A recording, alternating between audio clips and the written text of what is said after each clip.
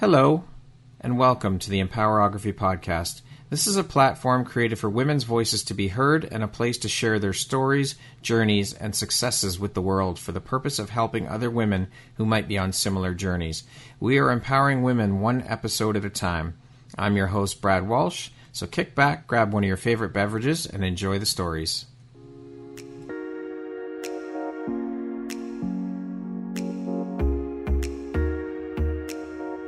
If you're looking for jewelry that makes an impact on your self-care routine and your style, Empowerography would love to offer you a discount code to one of our exclusive partners, Quartz and Canary Jewelry and Wellness Company. Please use code EMPOWER15 to receive 15% off upon checkout at www.quartzandcanary.com. Quartz and Canary is truly the place where spirituality meets style. Hello there, Brad Walsh here, your host of the Empowerography Podcast. Today, my guest is Amy Bell. She is the founder, publisher, and creative director and chief rainbow warrior for United Colors of Design magazine. How you doing today, Amy? I'm great, Brad. How you doing? I'm doing amazing. Thank you so much. Thank you for taking the time to be here today and share a bit about your story and your journey with us. I'm really looking forward to chatting with you and learning more about the magazine and your chief rainbow warrior status. I love it. That's great, Amy. Thank you so much for taking the time to be here. I appreciate you. Oh, my pleasure. So, Amy, you're a graphic artist by trade. You have your own design firm called White Lightning Communications and have over 30 years of experience in the design, marketing, and advertising world. And as I mentioned, you are the founder, publisher, creative director, and chief rainbow warrior for United Colors of Design magazine. That's a hell of a lot on your plate. How do you balance it all? What's your secret? I have no secret, Brad. My brain just works overdrive. I come up with these ideas constantly. I wake up in the middle of the night with them and I just tack it on. Just do it. Just do it. So I got to ask, the chief rainbow warrior, how did you come up with that one? Well, you mentioned that I'm a graphic artist by trade, which is true. And it's been 30 years in a career that I love, love, love.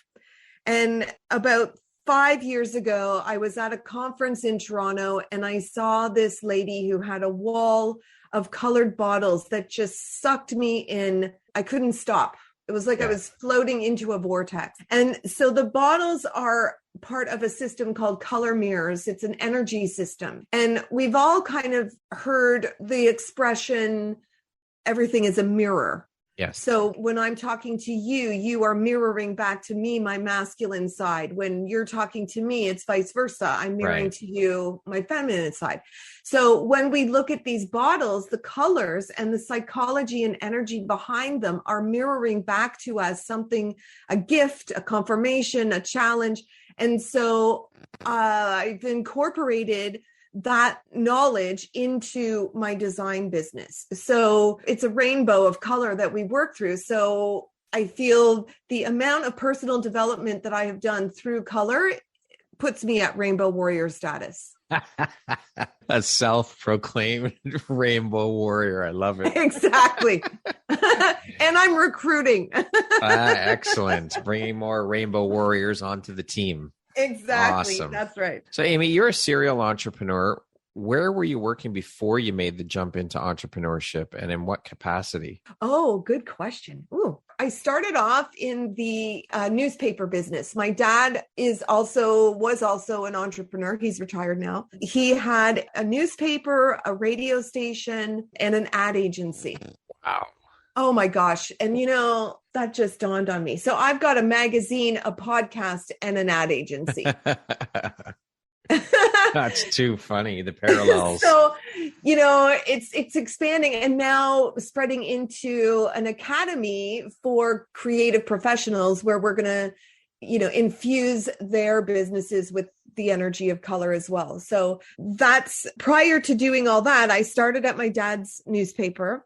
And then I went to go work for a legal publishing company in sales at first, but I stood in awe at the designer they hired who was working on this cool machine called a Mac. And this is what I really wanted to do. Since high school, I've always wanted to do something in art, but my teacher reminded me on a daily basis that I was never going to be able to do that because I wasn't a realistic artist. And so thank God the Mac showed up and gave me a tool to express what I needed to express. And that led me from in Canada Law Book, I did sort of worm my way into becoming a part of the art department, and then did my education, went to George Brown and did some night school courses on design fundamentals and color and all that stuff. So for 18 years, I was with Canada Law Book as their art director. Okay. Yeah. And then moved on when they were sold to Carswell, which is part of Thomson Reuters, which is a huge news media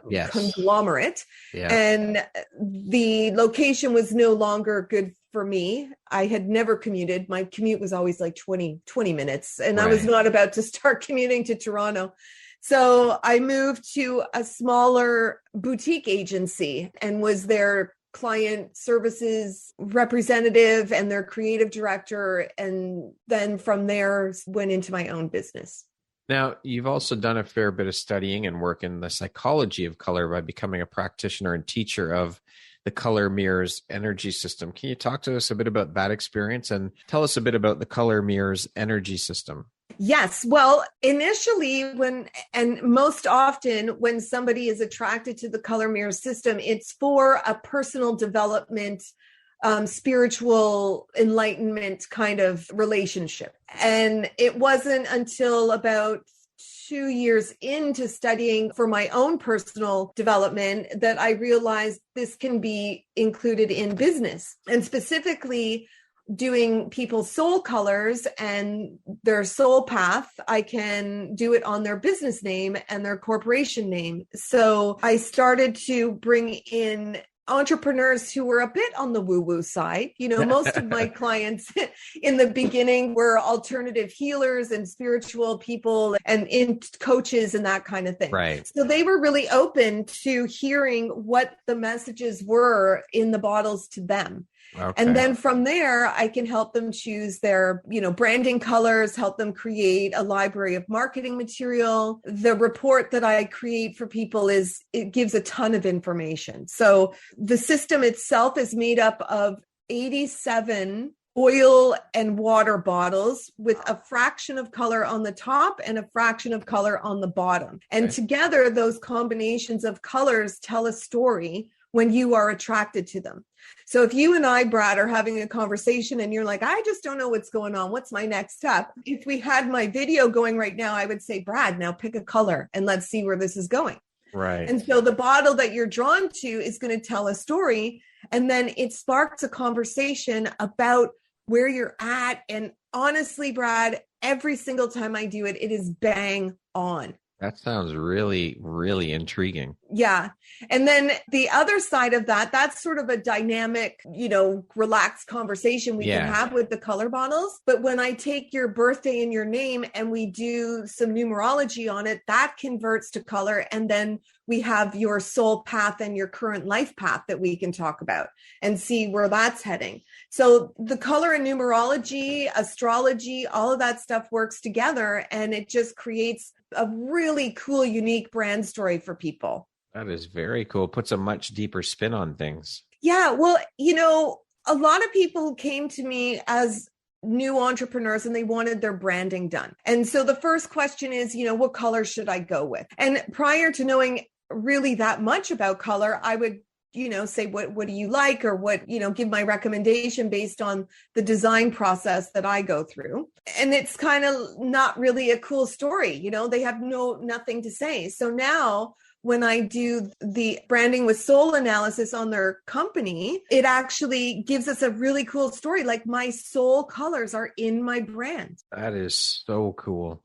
Yeah. So I read also that, again, speaking about spiritual awakenings and whatnot, you do personal readings for those seeking spiritual awakenings. So how do you factor this into the equation when working with and dealing with clients? Usually the business reading turns into a personal reading, especially exactly, because a lot of entrepreneurs choose to use their name as their business name. Yes. Right. So Amy Bell Coaching or Brad Walsh Photography. Yeah. And so the energy of your name is infused in the business already. And so we have to take into consideration your life path as Brad Walsh. And then how does that flip into Brad Walsh Photography? And what lessons do you have to learn on a personal level, which are being carried into your business? Okay, so you tie the personal into the business. Okay. Yes, yes. And so I'm doing a show right now,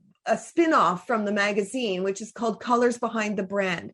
So we're actually looking at well-known brands. Okay. And checking out the numerology and color of the CEO of that brand. So we've done Tesla, we've done Coca-Cola, we've done Pepsi, we've done Microsoft, Apple. And when we look at the energy of the CEOs behind the energy of the company, the numbers and the colors just blow me away every time. There's always a connection. There's always a similar life path. There's always a reason why that CEO has stepped in at that time to. Sounds very cool. So these are like case studies.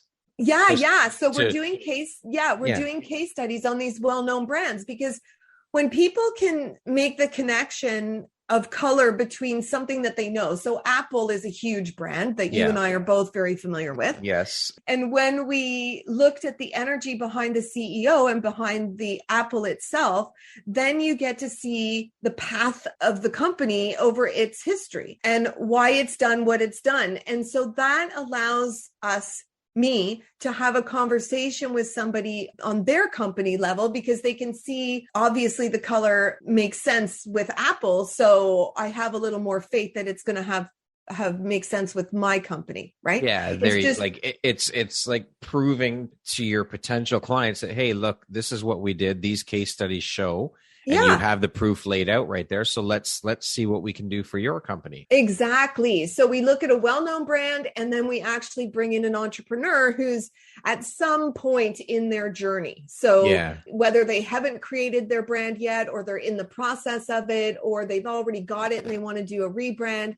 So the audience gets to see what's going on with these well-known brands, and then see our process of how we would do it for an entrepreneur. You know, color, Brad, is everywhere. It's in your business. It's in your personal life. It's in the world. It gives us signals. There's so much power behind it that it's not even taught in school. Like, you and I both went to some sort of art course, right? Yes. And there's a color theory that we have to take in school. And it's not even the tip of the iceberg to what is going on. So what if someone comes in to see you and they're already well into their journey as an entrepreneur? They've got their branding, they've got their colors, and you go through and it actually lines up with what they already have. Yeah, well, a lot of times it does. Okay. Especially for entrepreneurs that are really passionate about what they do. Yeah. They're usually quite in tune with who they are. And so their soul colors are usually showing up in their brand, which blows my mind again, because they're so connected that it's in there. And if they do come and they're looking to just get a reading about their business, we can look at the color combination that they've got going on right now. And there is a message to be had in that. So if I give them that message and they're not really vibing with what it's saying, like, you know, if you've got yellow and black, for instance, and the message behind that is like, oh, well, no wonder my business isn't doing so great. We can tweak it now because we've got your personal information and the proper colors that go with the business. Right. Okay. Very cool. So, Amy, what inspired you to make the jump to entrepreneurship and start your own firm, White Lightning Communications? Well, Brad, I had a mother who worked in the government in Canada, like the federal government, for 30 years and loved her job. Okay. And then I had a father who started in corporate and moved into entrepreneurship. So I had the example of what, you know, stable work environment looked like. And I had that in my life as well. And not that I consciously made the decision to switch into entrepreneurship because of my father, but circumstances led me into that. So I had the 18-year career with Canada Law Book, and the universe said, okay, we're going to sell this company. And so your stable little job that was keeping you going for 18 years is now not so. And so they put me into a new position with the new company that wasn't really aligned with what I wanted to do. Kind of them to do so, but it wasn't me. And so when I left there, I also went through a divorce, and that was a big transition. And then I discovered the law of attraction and The Secret, and just, through my divorce process, went inside where I'd never gone before. Yeah. And so I was led divinely to a woman who had her own ad agency, who was totally into the law of attraction. We met at the time we were both doing a spiritual quest, a spiritual Olympic quest, I think. And we were great for one another, and we really supported one another. And then she sort of transitioned into something that she wanted to do, which allowed me to then question what we were doing together. And then I went into my own world. So it was like the universe was just nudging me in a direction, and I just sort of followed the breadcrumbs along.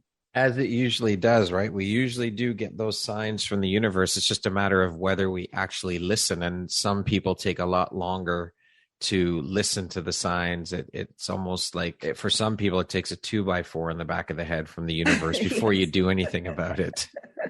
Well, I kind of felt I was inside a pinball machine, and you just kind of bonk into something and then go, oh, that's not right. And then turn around and bonk into something else. Yeah. And, I met so many great people when I first started, because I was so green, Brad, green, like, oh, sure, I'll buy your course. Oh, yeah, let's write a book. Okay. I was chucking money out the window, left, right, and center. And some of it was not so smart. Some of it made me question the whole personal development industry, and some of it was really great. So I have taken the great things from the last sort of 8-year journey of being an entrepreneur and holding fast to those beliefs.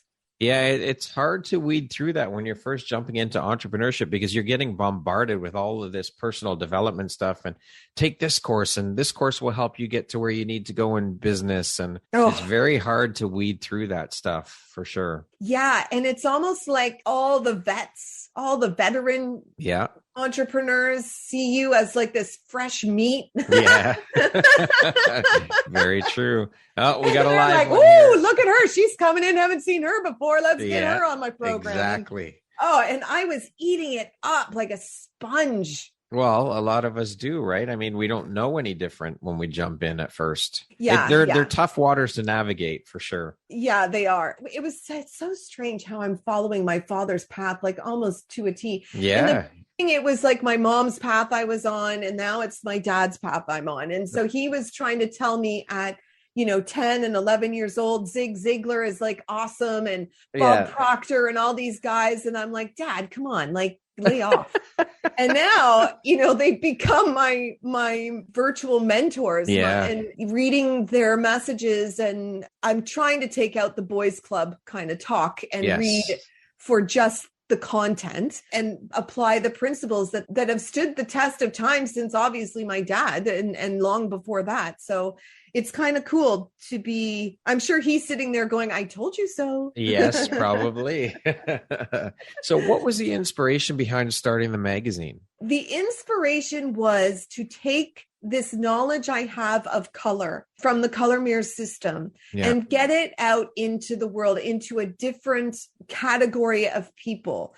Traditionally, the system attracted, like I said earlier, like the alternative healers and coaches and Reiki masters and crystal healers and astrologers and all that, because they get it. And I have sort of become a bridge between this spiritual environment to the corporate space. Okay. And a lot of designers already understand the power of color. And, if you're any sort of creative, you get it. Yeah. But the knowledge of it and being able to turn that into a service that you can offer a client is what I want them to understand. So if, we were talking earlier about your photography business, and if you were able to say to someone, how about we do a shoot in your soul colors? Yeah. Like, come on, that just adds a whole new world to your business. Yeah, so it's a completely unique offering. Yeah. And that's the thing. Like there's so many photographers, there's so many graphic artists, there's so many interior designers, there's so many of us out there, just like there are, real estate agents or accountants or whatever, right? Yeah. So adding the fact that you can work with someone's soul colors to any of those. So I can design you a room in your soul colors. Let's figure out what that looks like. And, take photographs in a setting in your soul colors. And then that end service, that product that they receive from you or the energy they receive from you is now infused with their soul. And you cannot, it just becomes a piece of them now. Yeah, because you're adding that personal touch to it. Yes. So the magazine is looking at every entrepreneur who writes in the magazine. So we have business people who are helping creative professionals thrive as entrepreneurs. So we have business people writing, and they're all writing through the lens of the color of that issue.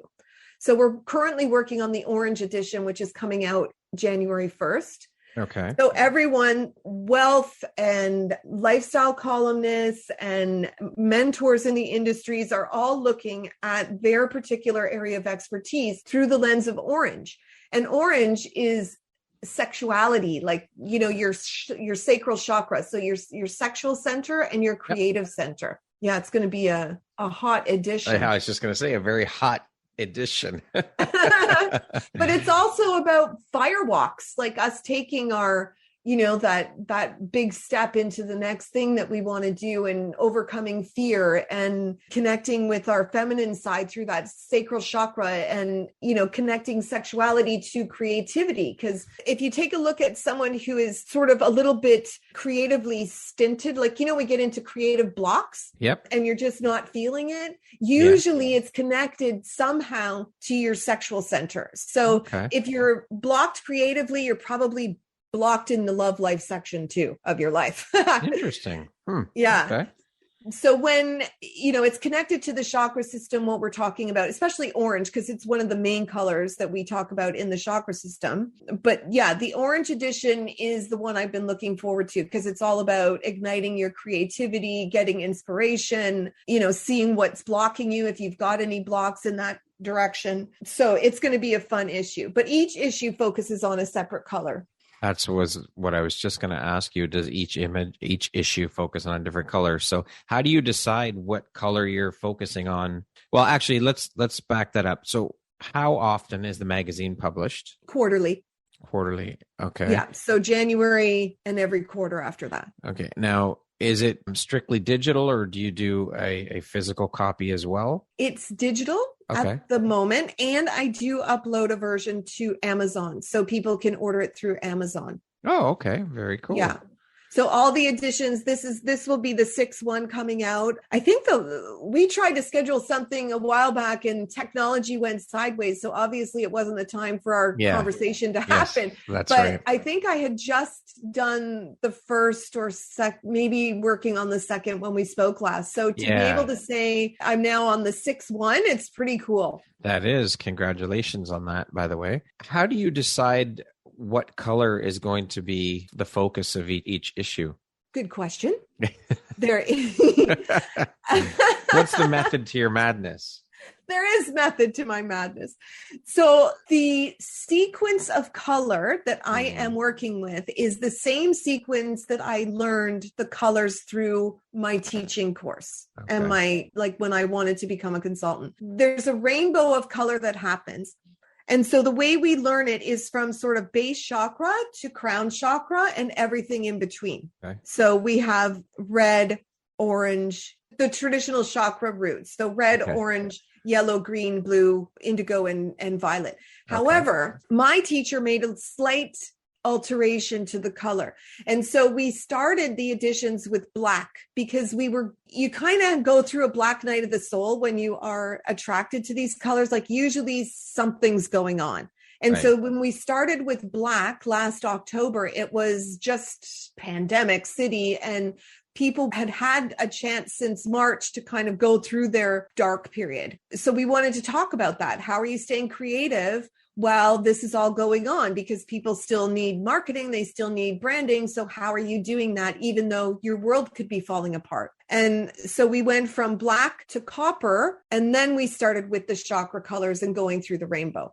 So black was like, let's talk about what's going on right now, this dark night. What little sparkles of inspiration did you see from that black? And what are you doing in copper to gain clarity? Because copper is sort of a muddy color, which is, you've got to go through that to go through the mud to gain clarity. Yeah. So copper was about kind of figuring out what mentors I should be seeking to gain clarity on this awesome idea I had while I was locked down in the black hole.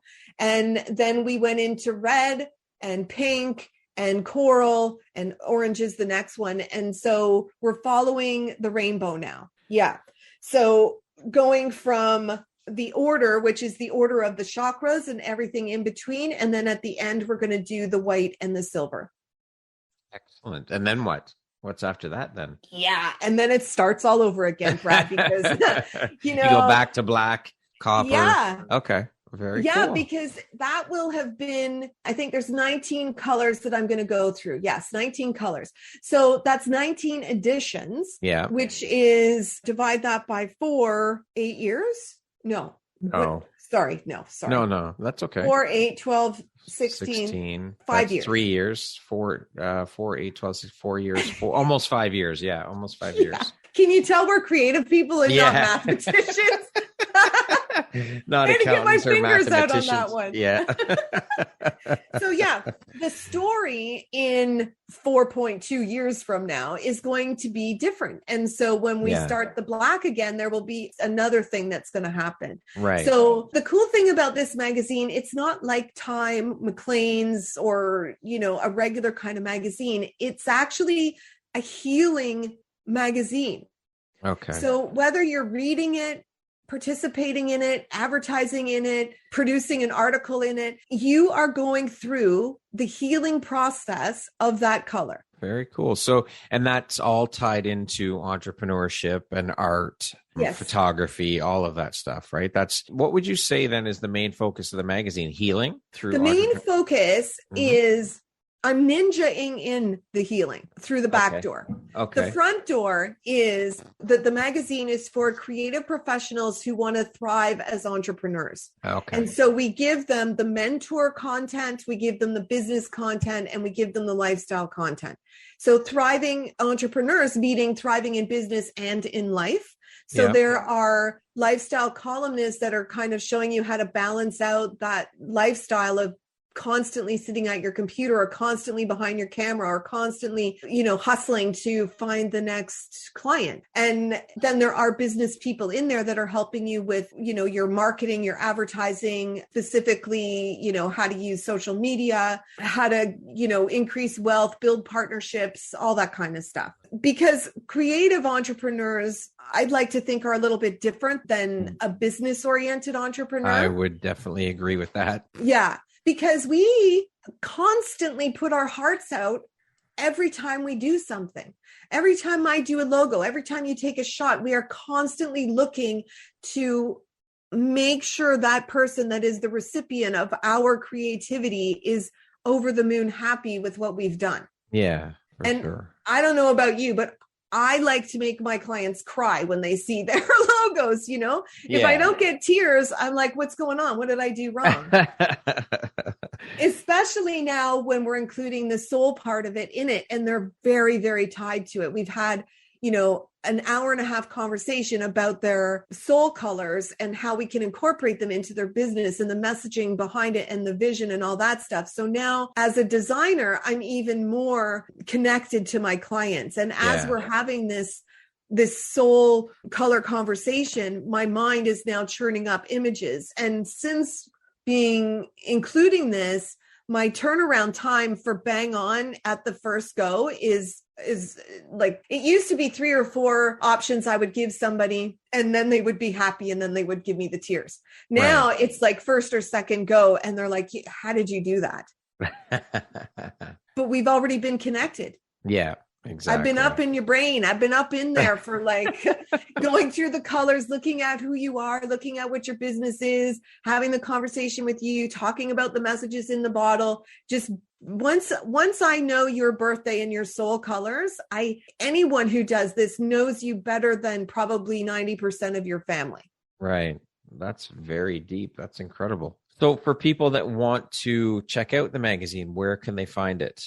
The website is United Colors of Design mag.com. Okay. And if you search United Colors of Design magazine, Amy Bell on Amazon, the printed versions will come up.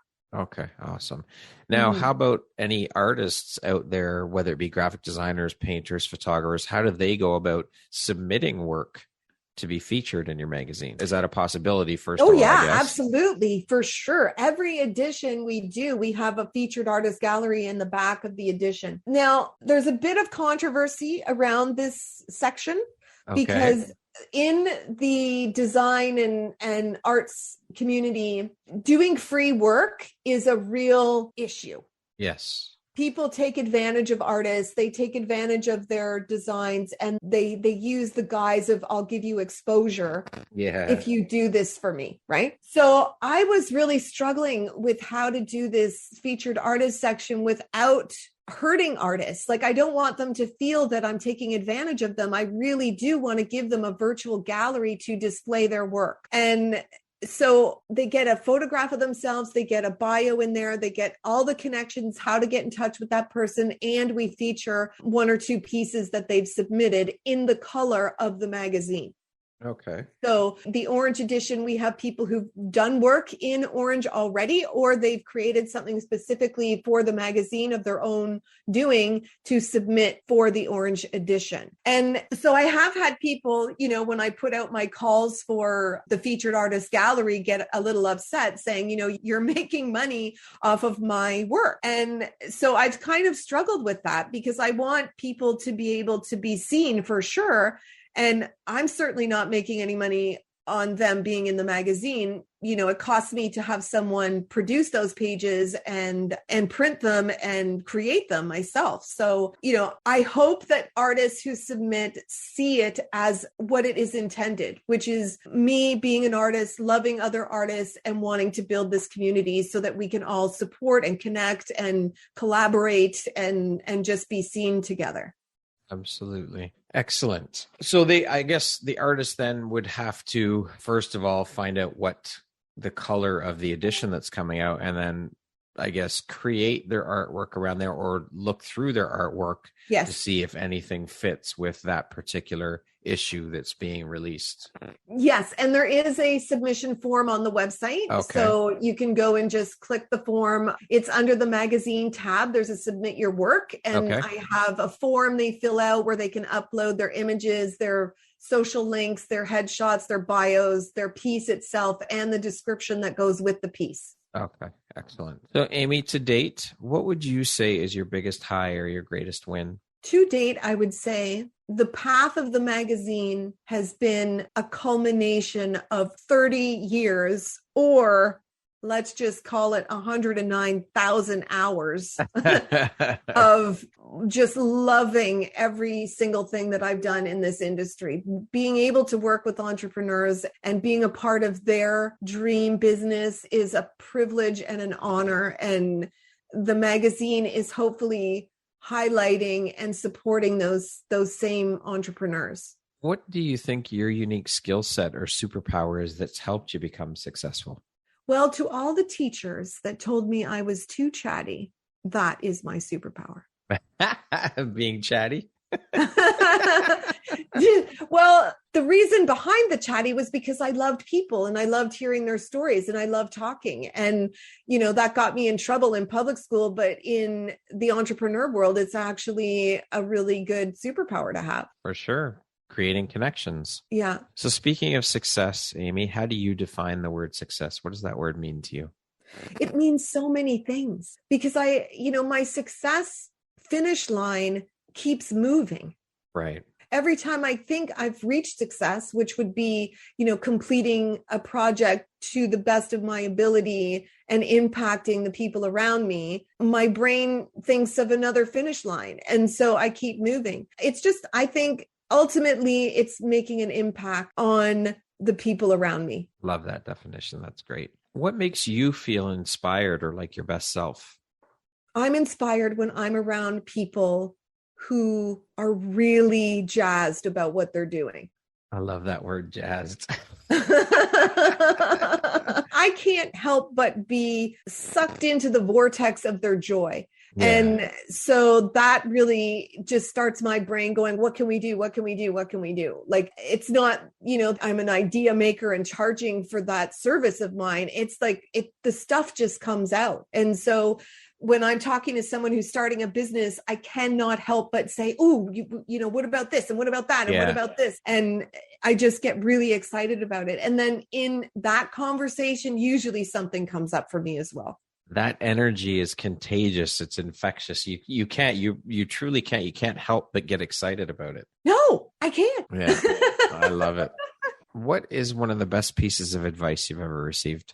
I've received so much great advice from so many people. When you asked me this a year ago, it was different. Now I would say that the advice I have received is from one of the bottles that I work with, and it's called Heaven on Earth. And so my advice from that bottle is do what you can to bring heaven to earth and just create that for yourself. What would you say is one of the most important things you've learned in your life? And what was your life like before learning it? And what was your life like after learning it?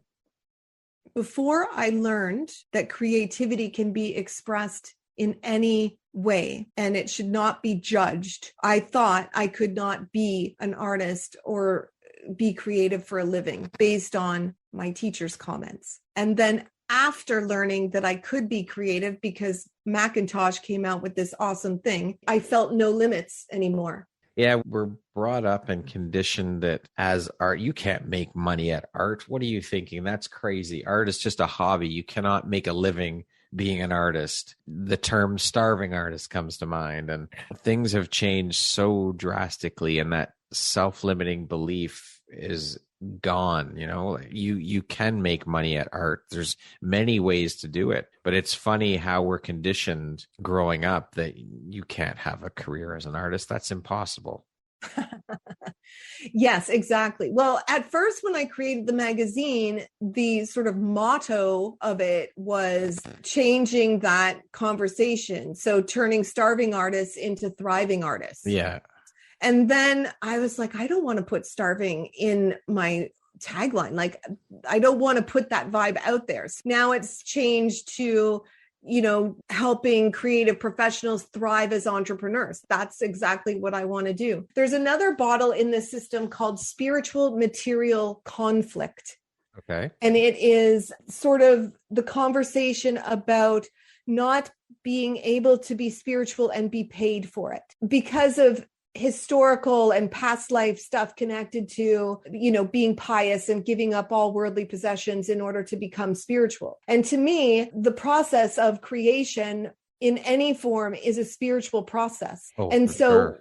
Yeah. So when you're behind your camera and you are in the zone and you are just, working with your client and creating and then afterwards, when you're at your computer and you're working on that image, it's like some things is working through you. Yes. And that's a spiritual process. So how can we make money on that spiritual process, which is aligned with being a spiritual leader, a spiritual teacher, a priest, whatever, right? So You've got to give up a monk, give up all your worldly possessions for your art, for your mission.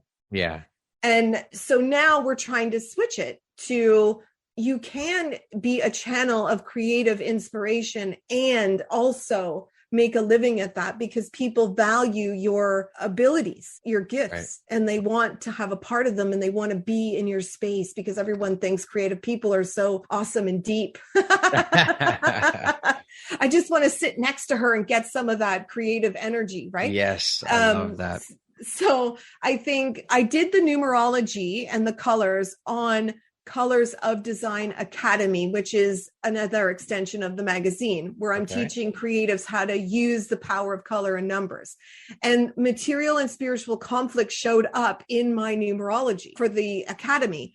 And that was the one thing I was like, oh, I don't really like that. Should I change the name? Should I add an S? Should I take something away and just change the energy up? But I believe that I am the best teacher for showing people how to work through spiritual material conflict, because I am taking that spiritual level and knowing I'm a channel of creativity, like all creative people are. Yeah. And let's make money at it by adding an additional service, by standing out a little bit more from other people, and then spreading that spirituality into your clients as well. Love it. I never really thought about it that way. The whole spiritual angle of creativity. That's very interesting to look at it that way. And when you say that, you're right.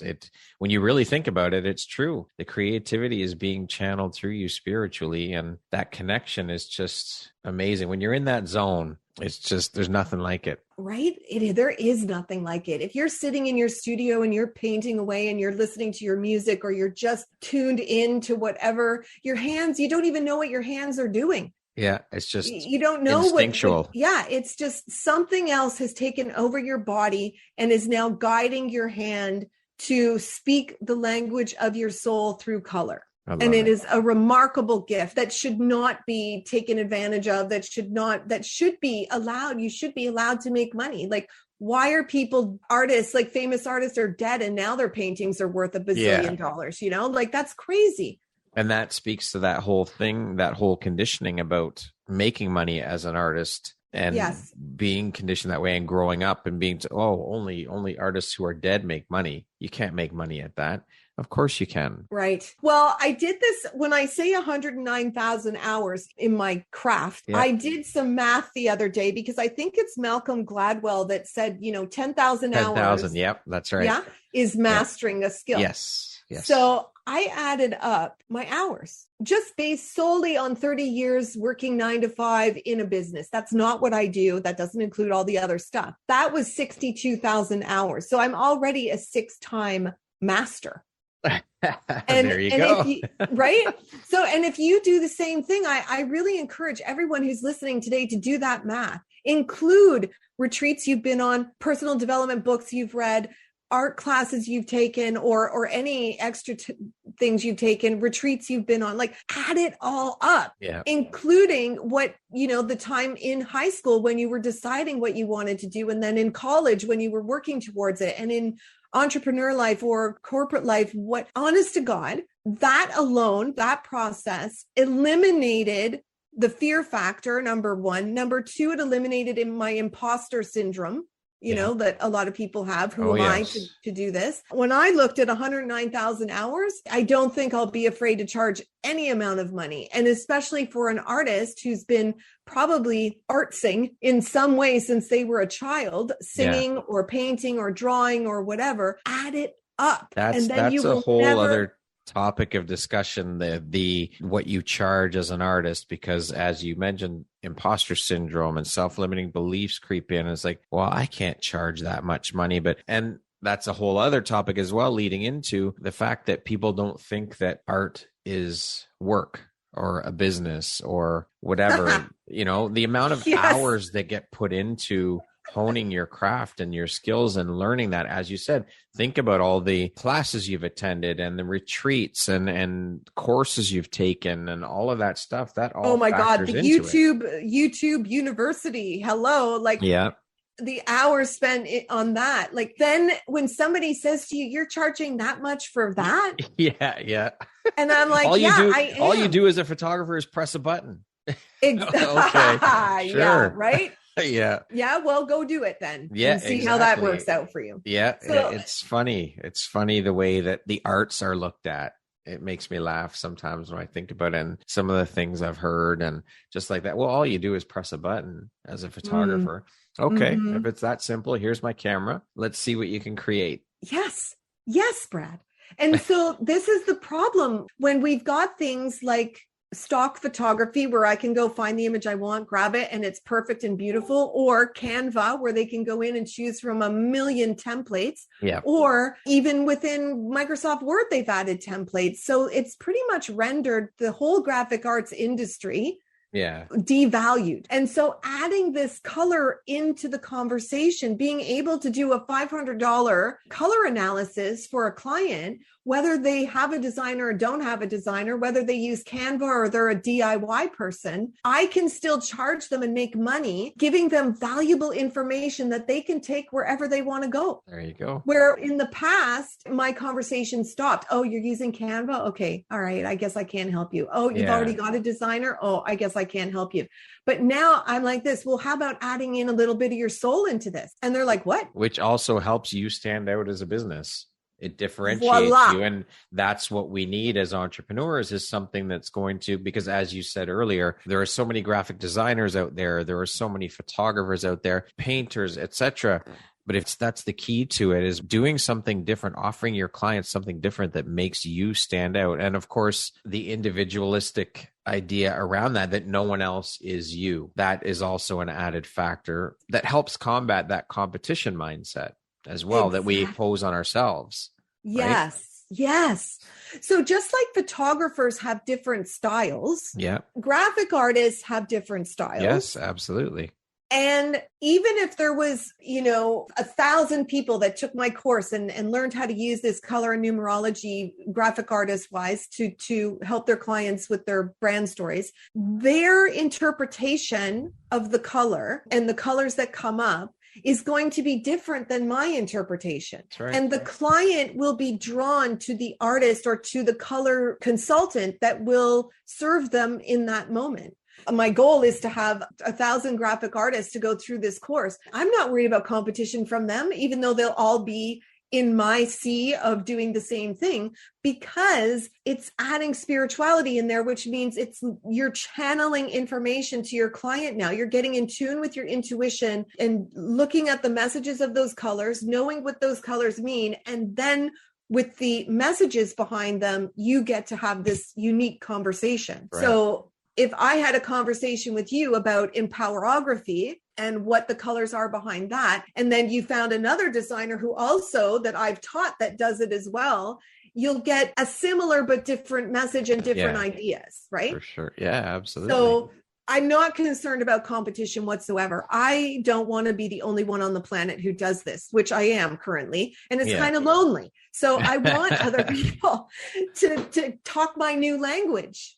I love it. No one else is you. That's it. Mm-hmm. You put your own personal spin on it, whatever it is that you're doing. Yes, exactly. Amy, what does the word empowerment mean to you? Oh, the color that comes to mind is this beautiful gold, this pale gold that's just saying, I am. That's it. I am. And just knowing and believing that you are that we are the I am, that we are all connected. Then when you see that, you can't help but be empowered. What advice would you give someone wanting to pursue a career similar to yours? Well, they have to really, really love it, because there's a lot of criticism that comes with this career path. There's a lot of people blurting out their opinions like, oh, like it, hate it, And so you have to have some thick skin to be able to do it. And I don't have that thick a skin, but the biggest thing is listening to what your client isn't saying and then trying to interpret that into something that's up in their brain. Well said. I love it. Okay, we're going to jump into a little rapid fire section here. So the next grouping of questions just be 2, 3, 4 word answer type thing. Okay. Okay. What was your dream job as a child? To be an artist. How would you describe yourself in one word? Perfection. What's the first thing you notice about a person? Their laugh. If you came with a warning label, what would yours say? Oh, rapid fire. What would my warning label say? She talks too much, but it'll be really fun. What's one thing you want but cannot buy with money? I really want for nothing. Okay. If you could teach the world one thing, what would it be? Oh my gosh. Just as soon as you said that, I was thinking about the Coke song. If I could teach the world to sing? Yeah. No, I wish I could sing. that everything is perfect. If you could change one thing about the world, what would you change? If my want for the world is they see perfection in everything, then I can change nothing. I like that. Very interesting. Entrepreneur life is? A roller coaster. That's for damn sure. My favorite way to unwind is? Mushrooms. All right. Excellent. That's my new favorite way. All right. Microdosing. It's getting me through the pandemic. Beautiful. The last book or podcast I listened to or read was? Joe Dispenza. If you could sit down and have a 1-hour conversation with anyone in the world, alive or dead, who would it be and why? Probably should have reviewed these questions beforehand. Who would it be? I would like to speak to the creator, whoever that might be, and figure out why I chose to come down onto this planet. All right. Interesting. Hey, that concludes our rapid fire section. Now back to our regularly scheduled program. Awesome. What is your personal motto? My mantra is everything is perfect. When shit's going sideways, everything is perfect. Like that, I just keep repeating it because I do believe that we are all, I'll say God in a body, but that could be whatever your choice of word is. And if in fact we are that creator, that perfection, then nothing is wrong. So everything is always perfect. If you could go back, Amy, and give your younger self one piece of advice, what would that piece of advice be? I want to say don't be so trusting, but then I don't want to be cynical either. So I think I want to walk around the planet being trusting, and I don't want to tell my younger self not to. So I would say surround yourself with a pod of people that are good advisors to you. Lastly, if you were to deliver your last 30-second speech to the world, what would that last 30 seconds sound like? What would you say to people? Oh, snap. I'm going to have to go into a headspace of being in my last 30 seconds. The only thing that matters is love. That's the only reason why we made the journey here, to teach love, to be examples of love, and to see the perfection and love in everything. And so if we can love things right rather than fight things right, then we can get somewhere. But in saying that, we need that dark side so the light shines out as bright as it possibly can. And without the darkness, you don't have light. So it's important to love all of it. When you're sitting there sniveling in the fetal position because life isn't going the way you want it, you have to love that part of you as much as you love the part of you that just made that last sale or accomplished something really awesome. And then I think you've made it. Beautiful. I love it. Amy, thank you so much for taking the time to be here today and share a bit about your story and your journey with us. I appreciate you. The work you're doing is incredibly unique. I love it. Just keep putting your beautiful work out into the world, shining your bright, beautiful light out there for others, and just keep doing what you're doing. I really, truly appreciate you taking the time. You are a true inspiration. Thank you so much for the conversation.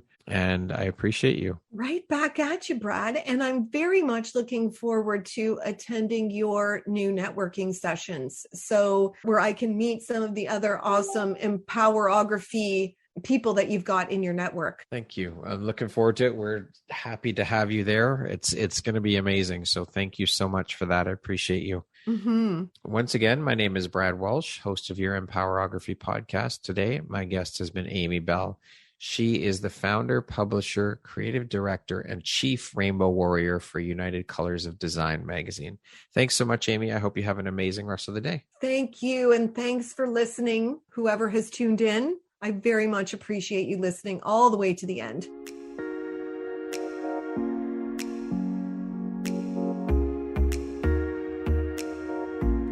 Thank you very much for listening to this podcast. If you haven't yet, please be sure to subscribe, rate, review, and share with all your friends. You can find me at visuphoria.ca and follow me on Instagram at Empowerography Podcast and on Facebook at Empowerography. Please join me next time for another inspirational story from yet another amazing woman.